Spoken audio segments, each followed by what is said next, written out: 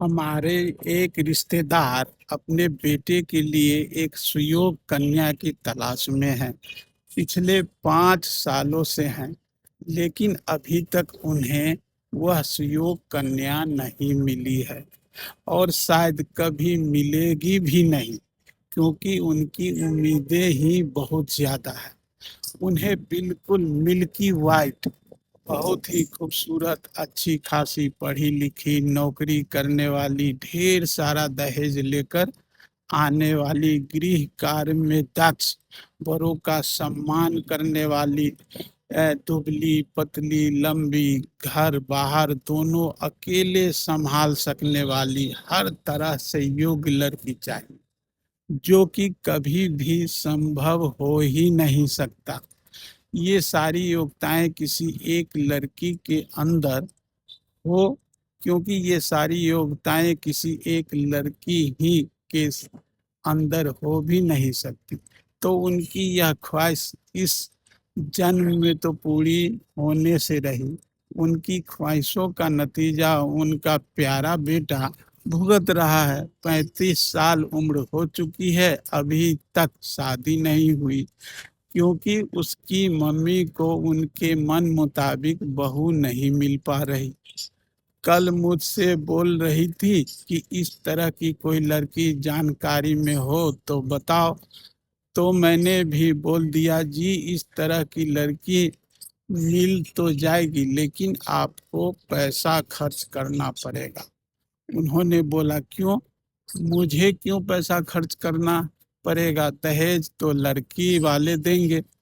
तो मैंने बोला, जी देखिए, जितनी आपकी ख्वाहिश है और आपकी चाहत है कि इतनी सारी खूबियां एक लड़की में मौजूद हो, तो वह तो संभव ही नहीं है।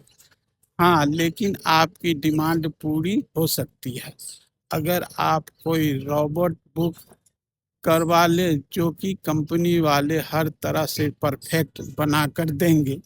आपके हिसाब से लंबाई, चौड़ाई, वजन, रंग सब कुछ मिल जाएगा। साथ ही साथ वह हर काम में निपुण भी रहेगी। बस उसके लिए आपको एक लंबा चौड़ा बिल पे करना पड़ेगा।